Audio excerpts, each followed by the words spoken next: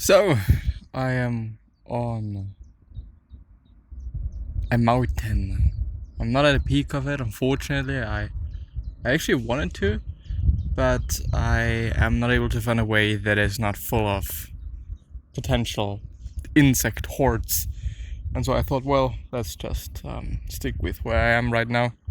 It is a bit high up. It is definitely not as high as I wanted to be at, and it kind of looked way easier than it turned out to be. Don't get me wrong, I do have a bit of a view here. Looks pretty nice. Maybe I'm actually gonna shoot a picture and kind of upload it and put it in the description, but chances are relatively low. And I also hope that nobody's gonna steal my fucking bike, even though I've kind of locked it in ship, but who knows. But yeah, anyway, I do wanna read. I've taken a few things with me. One of them being my ebook reader. Let me see.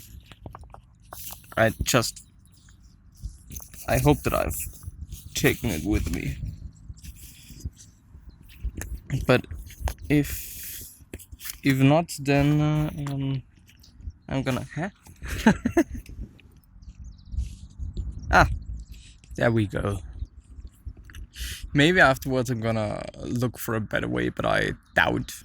It is kind of late, and I think that I'm just gonna chill here a bit and read and relax, even though I do wonder the amount of insects that are up my asshole, but yeah, I just see a lot of them fucking around my feet.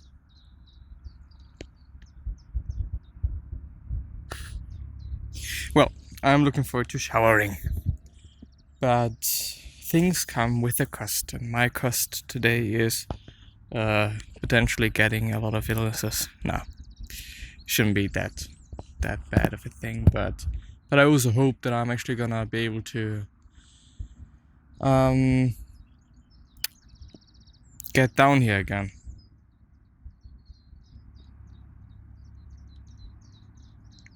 But I think it should be fine. Let me see. I do not even know if I'm allowed to do that, since I guess it is a published book. But I think it is fine if I just read a few paragraphs here and there, and maybe skip a few bits. But maybe one. Yeah, I have found something, which is, I guess, chapter 9, 36th point. If you can say that. I'm actually, really concerned. Well, anyway. And it really struck me, and I thought it is amazing, and so I've actually highlighted it on my fucking ebook. But yeah. Constant awareness that everything is born from change. The knowledge that there is nothing nature loves more than to alter what exists and make new things like it. All that exists is the seed of what will emerge from it. You think the only seeds are the ones that make plants, so children, go deeper. And I do repeat it once. Constant awareness that everything is born from that everything is born from change. The knowledge that there is nothing nature loves more than to alter what exists and make new things like it. I do want to stop there a bit and share my thoughts with you around that, like what exists and make new things like it. For me, it kind of felt like, well, if you are a certain type of person and whether it is something good or something bad, you have created certain habits. And this is, in the long term, gonna just create more of what you're already doing. So if you are overweight and you don't change things, everything is born from change, then you're just gonna produce more of what is already existing. All that exists is the seed of what will emerge from it. You think the only seeds are the ones that make plants or children. Go deeper. And when he said go deeper, I thought, well, it's probably going to be about habits, thoughts, opinions, values, all of these things. And so it was really interesting. There is nothing bad in undergoing change or good in emerging from it. Time is a river, a violent current of events glimpsed. Once an already carried past us and another follows and is gone. Everything that happens is as simple and familiar as the rose in spring, the fruit in summer, disease, death, blasphemy, conspiracy, everything that makes stupid people happy or angry. Fuck you. I just thought something's willing to fucking kill me. Everything crackles here. There was a spider, now it is gone. I slip a bit. I am feared. Well, anyway. What follows coheres with what went before, which for me just is like, okay, history repeats itself, which apparently is also the case. But pretty funny that, if this is what he meant, that people back in the days, a few thousand years ago already have seen that. Not like a random catalogue whose order is imposed upon it arbitrarily but logically connected. And just as what exists is ordered and harmonious, what comes into being betrays an order too. Not a mere sequence, but an astonishing concordance. Remember Heraclitus. When earth dies, it becomes water. Water, air, air, fire, and back to the beginning. Those who have forgotten where the road leads. They are at odds with what is all around them, the all-directing logos, and they find alien what they meet with every day. Our words and actions should not be like those of sleepers, for we act and speak in dreams as well, or of children copying their parents, doing and saying only what we have been told, which I think is also incredibly important, and interesting that he needs to point it out. It seems so obvious and it seems so logical, just don't say whatever somebody else said just for the sake of saying what somebody else said. Think for yourself and think about the things that you're talking about and think about the things that you have in mind, whether they actually make sense. And I was really fortunate to be surrounded by people that do question a lot of things, and also attend a school that was kind of based on questioning things. So yeah, suppose that a god announced that you were going to die tomorrow or the day after, quote unquote, whatever, or why ever, but anyway, unless you were a complete coward, you wouldn't kick up a fuss about which day it was. What difference could it make? Now recognize that the difference between years from now and tomorrow is just as small.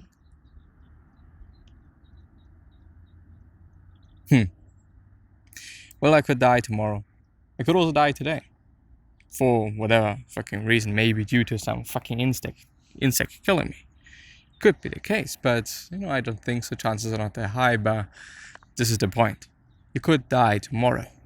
Which, and I know this is not what he meant, means that you should be living to the fullest, according to, I think, the general public, meaning drinking all day long, smoking, and just falling victim to pleasure, basically.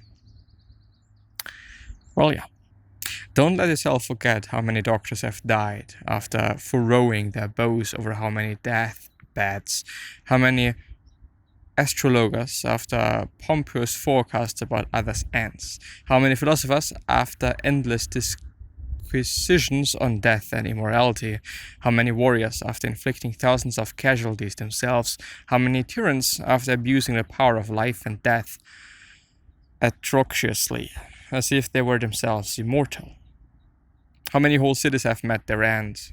He like Pompeii, Herculaneum, and countless others. And all the ones you know yourself, one after another.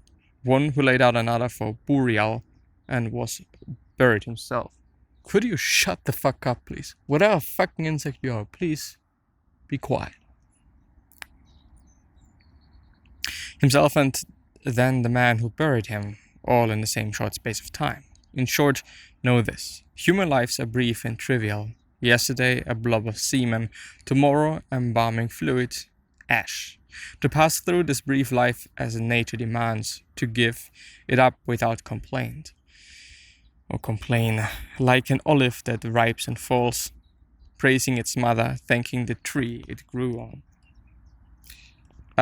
Yeah, I think so as well. I mean, they see, as he actually also said, death as something trivial and something of not really importance, and it is interesting. But as I'm thinking about it, I thought when you give a lot of importance to death, you are probably gonna live a certain way. And so it is also gonna make a difference if you don't think about death as something detrimental, as something that is too overly important. You're gonna live a different life. You're gonna live a different kind of life. The question is, what life is it? And what is the difference in your life or of your life when you believe that death is something rather important or rather big, and or just something trivial and something that's just natural? You can probably hear this, motorbike driver going a bit too fast. But I can understand it. I really can. Don't get me wrong. To be like the rock that the waves keep crashing over, it stands unmoved and the raging of the sea falls still around it. I kind of have a feeling that something is in my fucking trousers.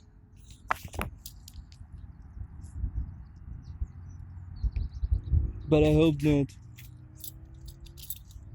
Kind of making me fucking anxious being here. But it is actually pretty beautiful. Anyway, a few more lines. It's unfortunate that this has happened. No, it's fortunate that this has happened and I've remained unharmed by it, not shattered by the present or frightened of the future. It could have happened. It could have happened to anyone, but not everyone could have remained unharmed by it. Why treat the one as a misfortune rather than the other as fortunate? Can you really call something a misfortune that doesn't violate human nature? Or do you think something that's not against nature's will can violate it? But you know what? Its will is. What? But you know what its will is. Thus what's happened keep you from acting with justice, generosity, self-control, sanity, prudence, honesty, humility, straightforwardness, and all the other qualities that fuck you, go away.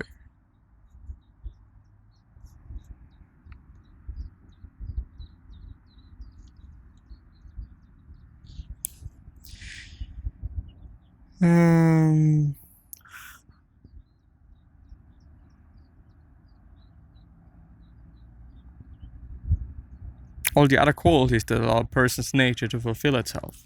So remember this principle when something threatens to cause you pain. The thing itself was no misfortune at all. To endure it and prevail is great good fortune.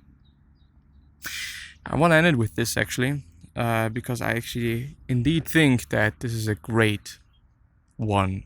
And, seeing meaning in pain and seeing meaning in actually also everyday life, even though sometimes it is difficult to find meaning, but meaning actually is part of everything that we are doing, quite.